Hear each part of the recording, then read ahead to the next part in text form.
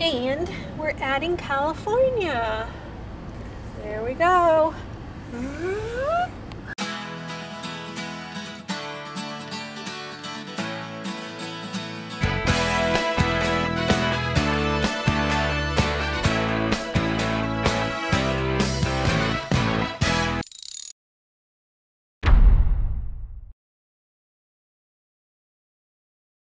Hey everyone, we thought we would do a full-time RV living status update. Been a long time since we've done one, and well, things aren't the same, huh? No, they're a little bit different. Yeah, a lot has changed. But first off, we just want to thank every one of you who has followed us on YouTube, Facebook, or Instagram. We are really grateful for it. Matter of fact, we just passed 3,000 subscribers last week on our YouTube channel. Wow. Sarah and I are just a couple from the little state of New Hampshire who started putting out videos.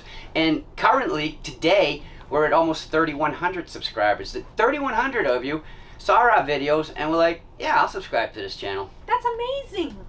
We are also very humbled by the people who are emailing us, who are posting comments on our videos, asking if we're okay. They're concerned about our well-being. They want to make sure everything is going all right. That is just humbling. It's amazing. Thank you so much for checking in on us. Yes. We also have been, between friends and people we haven't even met, people telling us, look, if you get to my state and you're having trouble finding a campground, you got a spot at my house. I mean, that's unreal.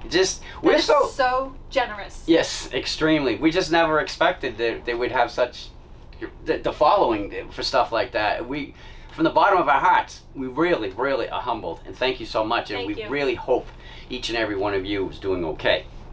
So where are we? We are in Southern California. We're out in the desert. Yep, drove all the way here from the East Coast with a long list of places that we wanted to see, things that we wanted to do, but we also had a bucket list. 2 on my list, 1 on Cheryl's. That's right. My first bucket list was I had to go to 29 Palms. Why?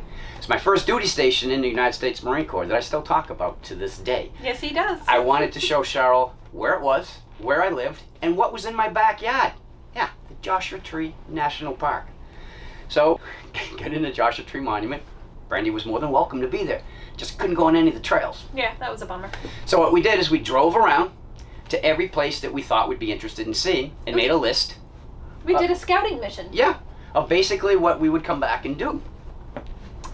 The third thing was, on my bucket list, I wanted to go see this Pacific Ocean. Yeah. Boy, I have a hard time saying that one. I've been in the Atlantic. It's super cold. I've been in the Gulf on both sides, super warm, and I wanted to see what the Pacific was. So we packed up the Jeep, we made lunches, we packed up Brandy, and we made a beeline. It was a 2.5-hour ride. We got to the beach. There was parking available. There was hardly anybody in the parking lot. That was surprising.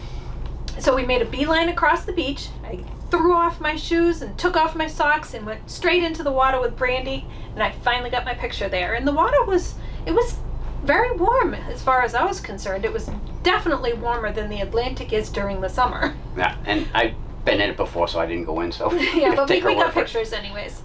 But we went straight back to the Jeep. We ate our lunch on the way home, and we didn't come in contact with anybody. No, and it was just starting to hit the fan. Yeah, it was really early. Yeah. There was a lot of people on the beach, but everybody seemed to be doing social distancing, so it was a good day. This is how much I love Cheryl. She had to get to the Pacific Ocean, and I said, you will get to the Pacific Ocean. 5-hour round trip, she was in the water for less than, what, 45 seconds? And that was our day. Then it happened. So what is life living in an RV like during a pandemic? It's not what we expected. No, not at all. As a matter of fact, Joshua Tree's out of the question. That's one of the things that was closed down.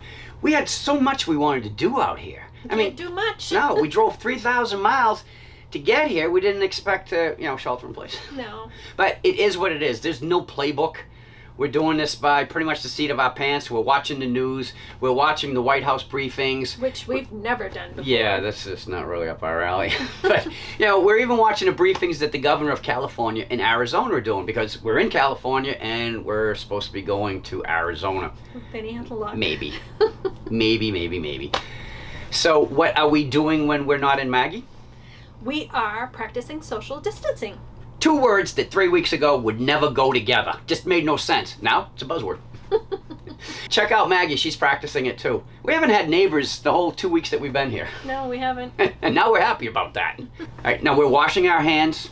No one is allowed in Maggie. No one is allowed in our Jeep. We're using all these products. Yep. And we're not hoarding them. No. We've had this one for a couple of years now. Yep. And look, we're not health professionals, so we can't give you any tips or anything like that of what you should be doing. We will direct you to the Centers for Disease Control. They're the best to know the guidance. Yes. And that's what we're following. Yep. And we are also following a website that is keeping the current list of what states and how many cases they have and whatnot. We'll put a link to that in the description box down below too.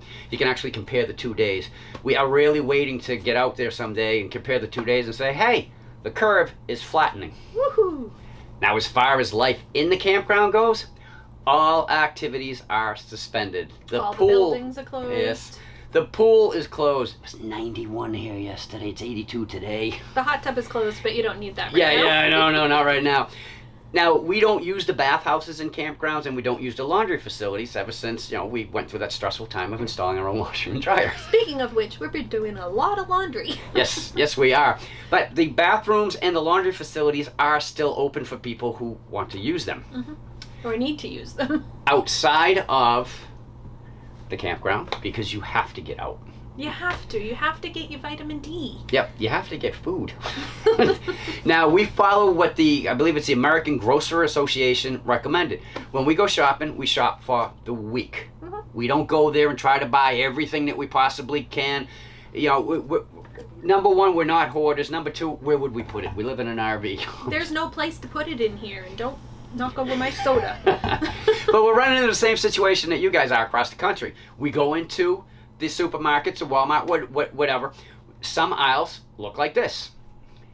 But no matter where we go, the aisle for the beer and wine always looks like this. Check it out, 30 packs on the floor.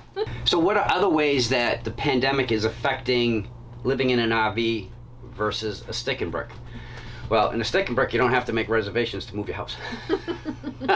It's making and keeping reservations. Yes, because of our pass, we are able to book 4 months in advance. We're booked through July. So, of course, we were not expecting a pandemic. So, Vegas has been canceled. I want to see all the lights. The people. The buffets. The gambling. I Yeah. want to see it all. Yeah, and it's well, just it's just not right there. now. So we've canceled that. We'll have to come back to that. The other thing that we canceled was the campground that we had going to see the Grand Canyon. All the activities around the Grand Canyon, like the bus tours and things like that, were all closed. Yeah, it got to the point where we kept checking and then it was like, oh, now this part's closed. Oh, now this part's closed. So we're just like, you know what, just cancel it. Yeah. There's just no need to have to go there and do that. Now, as far as campgrounds closing, yes, they do. The private ones, most of the states that have the shelter in place or lockdown, whatever you want to call it, closed all the state campgrounds. Not that we were booked in any, but we have friends in this campground that were. So everyone's trying to figure out what's going on. See, we don't want to be stranded someplace. So what we did, we canceled reservations where we're supposed to be right now. We were supposed to leave Palm Springs RV Resort, which is where we're at, on the 31st. Mm-hmm. That was about the time that the president's 15 days to flatten the curve thing was expiring. We already knew it was going to be expanded, but from the White House briefings, it sounded like they might tighten them a little bit, so we were kind of concerned that we might get someplace and be stuck there. And the next campground we were going to, we booked because it's sort of isolated. And it was in between two campgrounds that we wanted to be in. But we didn't want to get stuck there. And then we found out the current campground that we're in now was closing April 1st. If you had reservations here through the 30th, they said they were canceling them. So we were supposed to leave the 31st, and they were saying anybody who was here can stay. So we went up there on the night of the 30th and said, could we please stay? Please. So they worked it out that we could stay. We are booked here now till the 30th. Are we staying? We don't think so. We're playing it day by day, really. We are supposed to go to Arizona and meet our good friends Bob and Pearl that we've been looking so forward to meeting up with again. So we're hoping everything works out that we can do that. What we're going to do is we're going to call that campground a couple days before and see what's going on in that area because it's a different state. Yep. Just to be sure that we can get in And if we have to stay longer, we can stay longer. So some of the things that we do to not lose our minds. Again, I said we take Brandy out into the desert walking. And it's right along I-10. We get to see the trucks, semis, going back and forth, back and forth. Every so often there'll be a train on the other side of I-10, and it's just got double containers. And it's one of the longest trains we've ever seen. So we know that stuff is moving still in America. We know that the shelves are being restocked. Oh, Cheryl did some bubble wrapping yesterday. It's that silver insulation bubbly stuff. Because 91 degrees yesterday, it was getting hot in there. She didn't do all of the windows, but... No, I did I did this one because it's right behind us all the time, but I did like the top section of the windows. Because I do like to open the curtains and I do like to open the windows sometimes, but it's more or less the windows we don't use. Yeah, and hey, I took a picture of Cheryl in the shower too. All right, what were you thinking? She's bathing the dog, people. It's just so much easier to bathe her in the shower or give her a shower in the shower.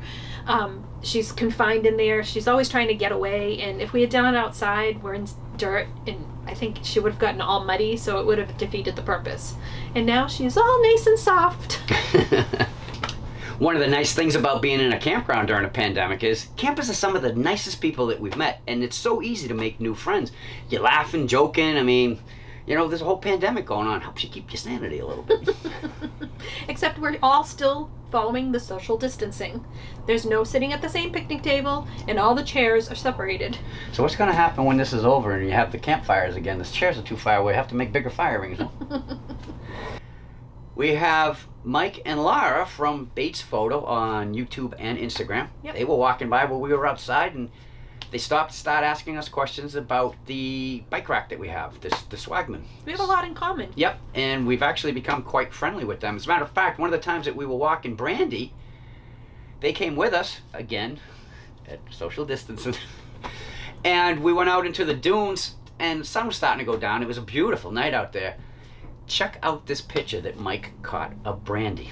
It's gorgeous. In case you're wondering, because we're not doing much, well, how are we going to put out videos? We have so much free time on our hand. We have such a big backload of videos since we've been on the road. Shouldn't be too much of a problem to continue putting videos out. The only problem is it's so nice out. I want to sit outside. Yeah. Other than that, we hope everyone watching this is safe. We hope you stay safe. And remember, we're all in this together. Wash your hands. Yeah, don't forget to do that. Now, if you guys like this video, we'd appreciate that thumbs up as always. You want to become part of the Grow and Get Gone With Us gang? Right down there in the corner, just click it and you're in. If you have any questions or comments, you can put them right down below, or you could just say hi. Yeah, because we'll say hi from at least 6 feet. Because we always do. Till our next video, I'm Chuck. And I'm Cheryl. We'll Get Gone With Us. Bye. Bye.